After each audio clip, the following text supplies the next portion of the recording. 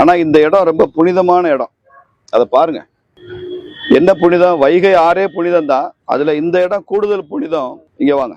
இதான் ஒவ்வொரு வருஷமும் சித்திரை திருவிழாவில் கள்ளழகர் ஆற்றுல இறங்குவார் அப்படிங்கிறது தான் இங்க மதுரையினுடைய ஹைலைட். இதுதான் அழகர் ஆற்றுல இறங்குற இடம். பாரம்பரியமா பல 100 வருஷமா ஆற்றில் இறங்கி கொண்டிருந்த அழகர் இப்ப இந்த மாதிரி ஒரு தொட்டியில தான் இறங்குறாரு.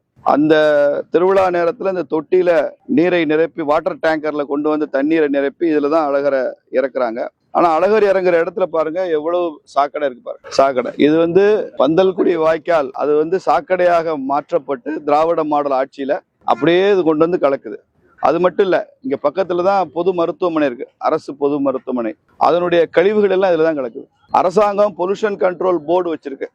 அது தனியார் நிறுவனங்களை, தொழில் நிறுவனங்களை எல்லாம் நீ ஆத்துல கழிவை விட்ட, ஆற்றுல சுத்தமா வச்சுக்கல, குப்பைகளை கொட்டுற அப்படின்னு நடவடிக்கை எடுத்து அபராதம் போட்டு சில பேருக்கு சிறை தண்டனை எல்லாம் கொடுக்குற இந்த அரசாங்கம் எவ்வளவு கேவலமா அரசு மருத்துவமனையுடைய கழிவை ஆற்றுல கொண்டு சேர்க்கிறாங்கன்னு பாருங்க. இந்த அரசாங்கத்துக்கெல்லாம் வெக்கம் இல்லை, நாக்கு பிடிக்கல அந்த கவர்மெண்ட். இது ஒரு கவர்மெண்ட், அந்த திமுக கவர்மெண்ட்.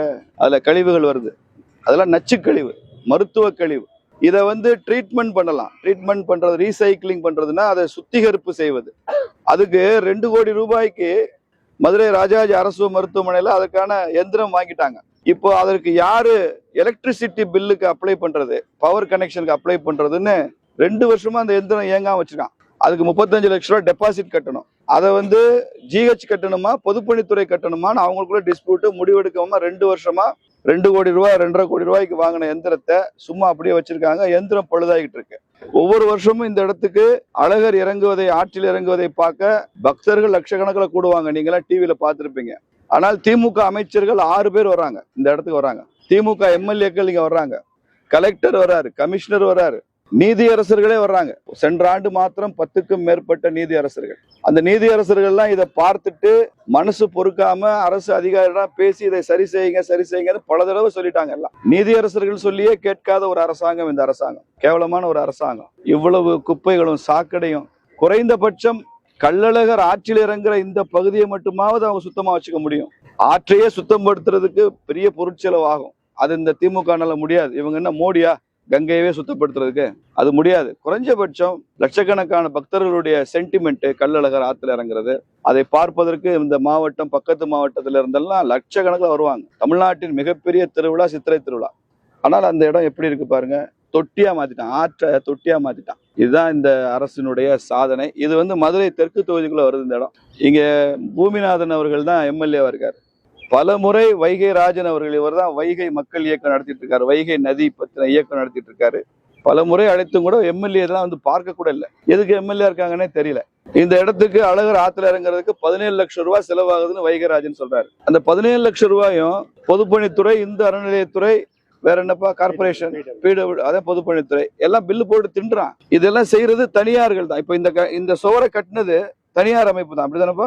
2 பக்கம் படித்துறையும், 2 பக்கம் படித்துறை கட்டினதும் ஒரு தனி அமைப்பு தான்.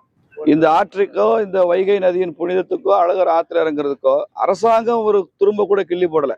அதனாலதான் இதை ஒரு பெரிய தேர்தல் பிரச்சனையாக எடுத்திருக்கோம். கள்ளழகர் ஆற்றில் இறங்கும் இடத்தை மட்டுமாவது, இது என்ன அதிகபட்சம் ஒரு 15-20 சென்ட்டுக்குள்ள இருக்கும். இந்த இடத்தை மட்டுமாவது தூய்மை ஜோன், லிட்டர் ஃப்ரீ ஜோன், சாக்கடை கலக்காத, குப்பை கொட்டாத ஒரு ஆன்மீக தூய்மை மண்டலமாக நாம் அதை சொல்ல போறோம். பாரதிய ஜனதா கட்சியுடைய தேர்தல் அறிக்கையில நான் அதை குறிப்பிட்டிருக்கேன். நான் ஒரு எம்எல்ஏ தான் வர முடியும் அதிகபட்சம். இந்த பகுதியை மட்டுமாவது ஒரு தூய்மை மண்டலமாக வச்சா பக்தர்கள் சந்தோஷப்படுவாங்க. அழகர் ஆற்று தண்ணீர்ல இறங்குவாரு. இந்த மாதிரி சாக்கடை கலக்காது. அந்த ட்ரீட்மெண்ட் பிளான்ட், ரீசைக்கிளிங், சுத்திகரிப்பை உடனே அமல்படுத்தணும். அப்படின்னா அந்த கழிவுநீர் சாக்கடைகள் ஆற்றுக்குள்ள வராது. அந்த பக்கமா யாருமே போக முடியாது, துர்நாற்றம். நான் இங்க இடத்துல உங்களை சந்திச்சு பேசுறது அங்கே முடியல, நிக்க முடியல, அவ்வளவு துர்நாற்றம் இருக்கு. இதெல்லாம் மக்கள் புரிந்து கொள்ள வேண்டும். இந்த ஆட்சி எப்படி இருக்கு, இந்த அவலம் எப்படி இருக்கு.